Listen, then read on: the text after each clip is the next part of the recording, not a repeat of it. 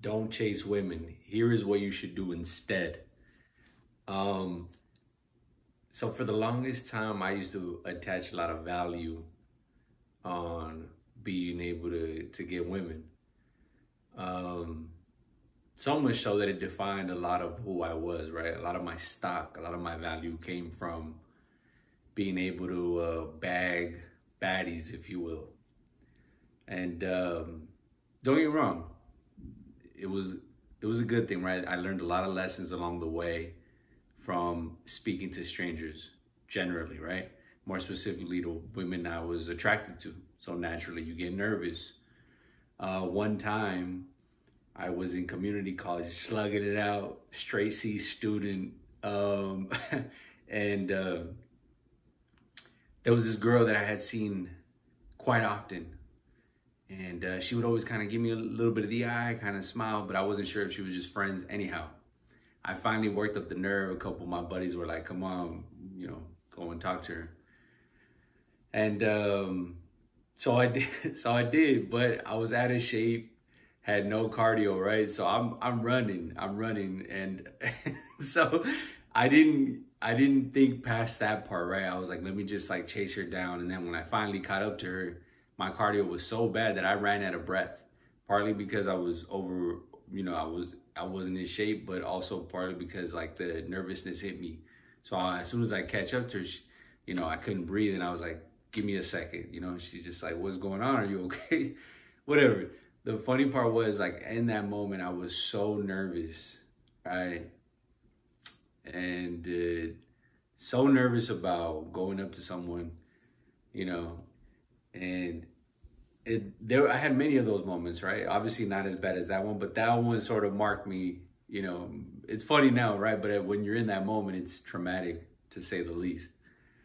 And it was those moments, right? And another important part about not chasing women is that there is an identity lag when you're improving over time. And what I mean by this is there are going to be certain aspects of yourself that you won't catch up to, that it'll take you some time to understand, right? Let me give you an example. So I remember I used to be a scholar of some sort, right? A raggedy one at that, right? Never cream of the crop. But I was on this boat. I had done this symposium in this reputable university in California, right? And I was on this like boat. Not even gonna say it was a yacht. And we were on this bay, and it was all these different girls and all these different guys from all these different universities. So we're commingling. And there was this girl that had been giving me the eye for several days at this conference that we were at. We were there for a weekend. And she had been giving me the eye, and I kind of saw that she had like stepped away for a bit, sat down by herself. I was like, here's my moment. Anyhow, we spoke, we developed a friendship of some sort. And it was a nice one for what it was at the time. And I think it was definitely something I needed at the time. Anyway, she tells me something. She's like, you know what? Like, you're a player. And I was like, what is that? What is she talking about? I was like, I felt kind of offended because I was like, well, I'm not actually one.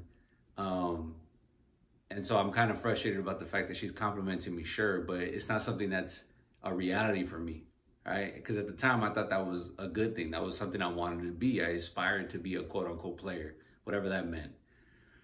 And, fast forward, I start thinking to myself, okay, I get what she was talking about. This is that identity lag, right? Because she saw something in me that I hadn't seen in myself.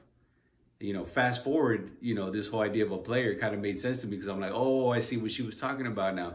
She saw the potential in me that I hadn't seen in myself, which was that I could be an attractive mate. I could be somebody that other people would want, other women would want to be with. And so she understood that early on. I just didn't see it in myself, and I needed evidence to believe that. But it was fascinating to me that somebody could see into the future, into a future that I hadn't really seen myself in. And so that was part of this whole chase, right, of chasing women, was that a lot of the chase kind of came, like I said, derived from me trying to get value, some sort of value from chasing these women, right, and from attaining them and from getting the desired outcomes that I wanted out of those situations. And it's funny, a lot of the story And a lot of the stories that I discuss are really about that, right? Is that I do all these things and then I get to the end and then I'm like, well, I didn't have to do all these things to understand the lessons, right? But nevertheless, it's like anything in life. You have to experiment. You have to be able to do these things on your own. And then it's like one of those things where I could tell you all the things in the world, but until you experience something yourself, you'll have to make the decisions and you'll have to make the distinctions on your own. It's not something anyone can do for you. Someone can tell you, be with as many women as you want, right? Or as many women as you can try to be with. And if that's not really for you, it's not for you. It's not in your nature. So for me, I needed to kind of get to the point where I got past this idea that I had to derive my value from being able to get women. And I had to separate myself from that and realize that was like very immature. But as a young guy, it makes sense, right? A lot of us kind of think that like if we can get women, that's the ultimate prize, right? That is the fact that means that we're of value, right? That somebody would want to be with us. But I think to myself, it's like, yeah, I mean, to a certain degree, sure, you can kind of make that case. You can make the argument that, being attractive to women is desirable, is an outcome that we all want. But I can tell you what, like, if that's the only thing that you're banking on, you're in big trouble, because I think that what women are invested in isn't necessarily your looks per se or your attractiveness, but more so like your energy and your nature and your spirit and what you put out into the world and how you materialize that. And those things are the fundamentals. Those things are what I think attracts a woman to you. Okay, so, and that took me a long time to realize. I just thought it was game. I thought it was looks. I thought it was style. I thought it was all these dumb things that I guess aesthetically make sense. They look cute, on Instagram and pictures and stuff like that, but you can't hide any of that stuff in person.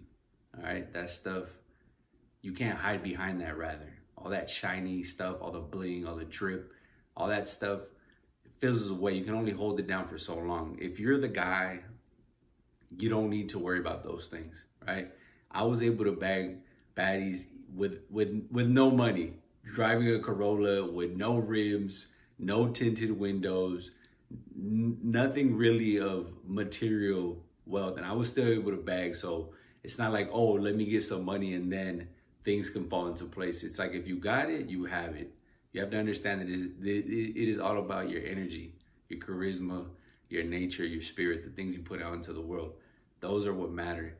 So at the end of the day, if a woman invests in you, it'll be because of that, not because of the things that you wear or the images you try to portray or the persona you try to adopt. You can only hold that up for so long. All right, so rather than chase women, I think you should chase struggle. You should chase creative endeavors. You should be chasing all the things that make you who you are. That would, over time, in effect, indirectly, attract women to you. It's really that easy. And figure out the formula for yourself. It doesn't have to be so cookie cutter. It's something that you should experiment with. Okay, so give it a shot.